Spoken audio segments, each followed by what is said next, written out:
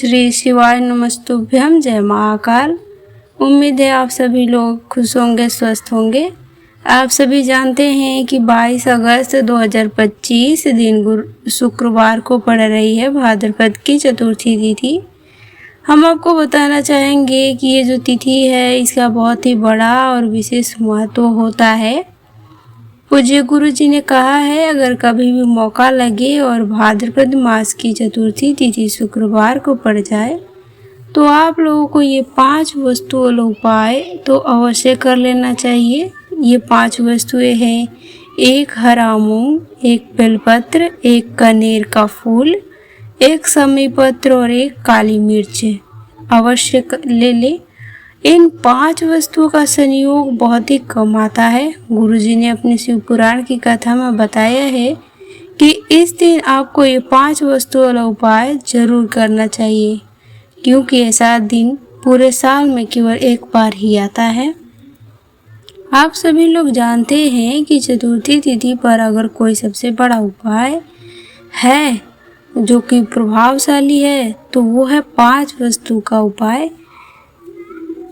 ये 5 वस्तुएं जो कि एक हरा मूंग, एक बेलपत्र, एक कनेर, एक समी पत्र और एक काली मिर्च है। तो इस शुक्रवार चतुर्थी तिथि को ये उपाय अवश्य करना है। बहुत सारे लोग होंगे जिन्होंने ये उपाय साल भर नहीं किया होगा, लेकिन अब आपके पास आखिरी मौका है। अगर आप 22 अगस्त 2025 के दिन ये उपाय कर लेते हैं तो आपको फल मिलेगा जिसकी आपने कभी कल्पना नहीं की होगी। इसलिए दोस्तों, इस अवसर को हाथ से मत जाने दीजिए। और इस उपाय का महत्व शिव पुराण में बताया गया है और इसे करने से आपके जीवन में बहुत सारी समस्याएं जैसे पितृदोष, मंगल दोष, पारिवारिक कलह या धार्मिक आर्थिक समस्या, किसी भी तरह की रुकावट आ रही हो, सब धीरे धीरे समाप्त हो जाती है। ये उपाय किसे करना चाहिए, अब बात करते हैं इस उपाय को किसे करना चाहिए। तो घर की जो बड़ी माताएं बहनें होती हैं वो माताएं बहनें इस उपाय को कर सकती हैं। अगर चाहे तो घर के सभी सदस्य भी इस उपाय को कर सकते हैं। अगर कोई व्यक्ति अपनी खुद की मनोकामना के लिए उपाय करना चाहता है तो वो भी कर सकता है, और अगर कोई पूरे परिवार की सुख शांति के लिए उपाय करना चाहता है तो वो भी इस उपाय को कर सकता है। ये उपाय अब बात करते हैं कि कहाँ करना है, करना कहाँ पर है। ये उपाय करना है शिव जी के मंदिर में, और घर पर भी उपाय कर सकते हैं, इसमें कोई दिक्कत वाली बात नहीं है। और शिव जी के मंदिर में भी जाकर ये वाला उपाय आप कर सकते हैं। उपाय का समय क्या है, तो उपाय का समय है सुबह के समय। अगर आप कर रहे हैं तो स्नान करें, और या शाम के समय प्रदोष काल के समय है जो कि 6 बजे से शाम के 6 बजे से 8 बजे के बीच है। लेकिन यहाँ पर हम आपको सुबह के समय को सर्वोत्तम मानेंगे। अब इस उपाय को करने की सामग्री को अच्छी तरह से समझ लें। इसमें सामग्री है जैसे 5 वस्तुएं हैं: एक हरा मूंग है, एक बेलपत्र, एक कनेर का फूल, एक समी पत्र, एक काली मिर्च। सुबह के समय 1 लोटा जल। अगर सुबह के समय आप इस उपाय को कर रहे हो तो अगर जल मिट्टी का हो तो और उत्तम है, और शाम को कर रहे हैं तो एक गोल बाती का दीपक। अगर दीपक जो है वो आटे का हो तो और उत्तम बात है। अब ध्यान रखने वाली बात ये है कि पत्ते और फूल अच्छे साफ और साबुत होने चाहिए, यानी कि किसी प्रकार के कीड़े मकोड़े ना हो, फूल में अच्छे हो तो और अच्छी बात है। पूजा सामग्री को एक पीतल की थाली या कटोरी में रख ले, और कभी भी केवल उपाय की सामग्री लेकर मंदिर या घर पे कर रहे हो तो घर पर कभी भी उपाय की सामग्री लेकर भगवान के मंदिर में या घर पर पूजा स्थान पर न जाए। हमेशा पूजा सामग्री साथ में ले लें। तो पूजा सामग्री को एक पीतल की थाली या कटोरी में रख ले और साथ में उपाय सामग्री को भी अलग रख ले ताकि आपके उपाय जो है आसानी से हो सके। सुबह स्नान करते ही ये उपाय करें। कोशिश करें कि सुबह स्नान करके इस उपाय को करने की। अगर थोड़ी बहुत देर भी हो जाती है तो कोशिश करें कि 12 बजे से पहले ही उपाय कर सके। इस बात का भरसक कोशिश आप लोग करें।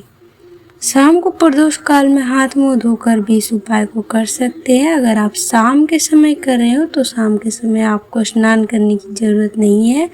शाम के समय आप हाथ मुंह धोकर भी अच्छी तरह से शुद्धता बरतते हुए इस उपाय को कर सकते हैं। बशर्ते आपको शुद्धता का विशेष रूप से ध्यान रखना है। और बाकी आप बिना स्नान किए भी शाम को हाथ मुंह धोकर भी इस उपाय को कर सकते हैं। उपाय करने की विधि की बात करें तो मंदिर जाकर सबसे पहले भगवान शिव का जलाभिषेक करें, भगवान के दर्शन करें। और इस वीडियो में आपको बताएंगे कि घर पर अगर आप इस उपाय को कर रहे हो तो घर पर क्या क्या करना होगा। अब बात करते हैं मंदिर में। फिर मंदिर में जाए, जल चढ़ाने के बाद पूजन सामग्री भगवान पर अर्पित करें, भगवान को चढ़ाएं। और 5 वस्तुएं जो कि हरा मूंग, बेलपत्र और कनेर और समी पत्र और काली मिर्च लेकर आए हैं वो एक एक करके अपने दाहिने हाथ की हथेली से भगवान शिव के शिवलिंग पर अर्पित करते जाए। और हर वस्तु को चढ़ाते समय मंत्र का जाप करें। मंत्र है श्री शिवाय नमस्तुभ्यम। और जब वो 5वां वस्तु चढ़ा रहे हो तो भगवान से अपनी मनोकामना प्रार्थना करें। जब 5वीं वस्तु आखिरी वस्तु चढ़ा रहे हैं तो भगवान से अपनी जो भी मनोकामना है, जिस भी मनोकामना के लिए उपाय किए हैं, जिस भी दुख परेशानी के लिए उपाय किए हैं वो मनोकामना आपको मन ही मन बोलनी है। उसके बाद 2 मिनट मंत्र का जाप करना है। ओम नमः शिवाय मंत्र का 2 मिनट तक जाप करना है। और अंत में फिर से आशीर्वाद लेना है भगवान से। और अब बात करते हैं कि अगर हम इस उपाय को घर पर कर रहे हो तो क्या करना है। घर पर जो भी शिवलिंग है, छोटा या बड़ा, तो उस पर उपाय आप एक कर सकते हैं। तो ये घर पर करते समय भी यही ध्यान रखना है कि हमें उपाय को दाहिने हाथ की हथेली से ही करनी है। सबसे पहले भगवान का जलाभिषेक करें, भगवान के दर्शन करें, फिर भगवान को पूजन सामग्री अर्पित करें। और उपाय वही रहेगा, 5 वस्तुएं एक एक करके दाहिने हाथ की हथेली से शिवलिंग पर अर्पित करें। और 5 वस्तुएं हैं हरा मूंग, बेलपत्र, कनेर, समी पत्र, काली मिर्च। जब आखिरी उपाय का सामग्री चढ़ा रहे हो तो मंत्र का जाप करें। श्री शिवाय नमस्तुभ्यम मंत्र का जाप करते हुए चढ़ा दें और अपनी मनोकामना को मन ही मन में आखिरी वाले सामग्री को चढ़ाते समय बोलना है। और 2 मिनट तक ओम नमः शिवाय मंत्र का जाप करना है, भगवान के आशीर्वाद लेने हैं। बस दोस्तों, इस तरह से आपका उपाय पूरा हो जाएगा। और ये उपाय छोटा ज़रूर है लेकिन इसका फल अत्यंत बड़ा और अद्भुत है।